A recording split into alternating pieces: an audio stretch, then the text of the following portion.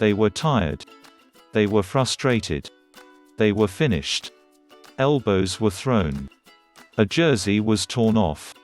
Rims were clanked, balls were lost, and it finished with a shove. The Clippers' magical run ended in a mess Wednesday night, this wondrous team ultimately haunted by their present and doomed by their past. Trying to win a fourth elimination game this postseason while trying to do it without star Kawhi Leonard and staunch Ivica Zubac was difficult enough.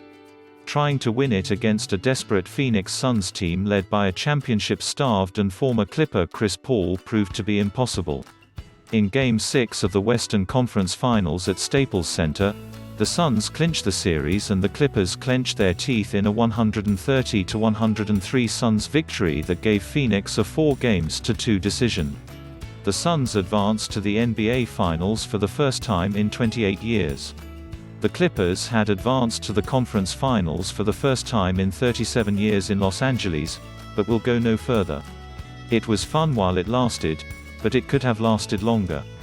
They came within 2 late breaks of winning 2 more games in this series, and if only they had Leonard, we would have been going on, said Paul George. This series would have been a lot different, we were inches away. Instead, they wound up miles away, finally collapsing under their short-handed burden. I thought we ran out of gas, said coach Tyronn Lue. George, who had played more minutes than anyone in these NBA playoffs, scored but 21 points, had only 2 more baskets than turnovers, and made just 3 baskets in the second half. He was wiped out. It is what it is, said George. I came up short again, my good wasn't enough. Weariness was everywhere.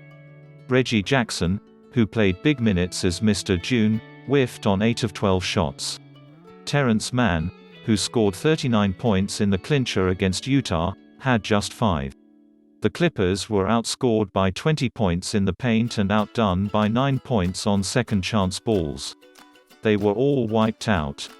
It sucks that it's cut short, but couldn't be prouder, said a tearful Jackson.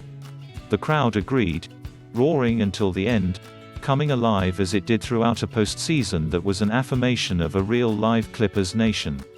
But even the stands, which were dotted with Suns fans, contained a disappointment when a brutal fight broke out behind one of the baskets late in the game. We thank you for your support in this most historic season, said public address announcer Eric Smith as the crowd finally, reluctantly, sullenly departed.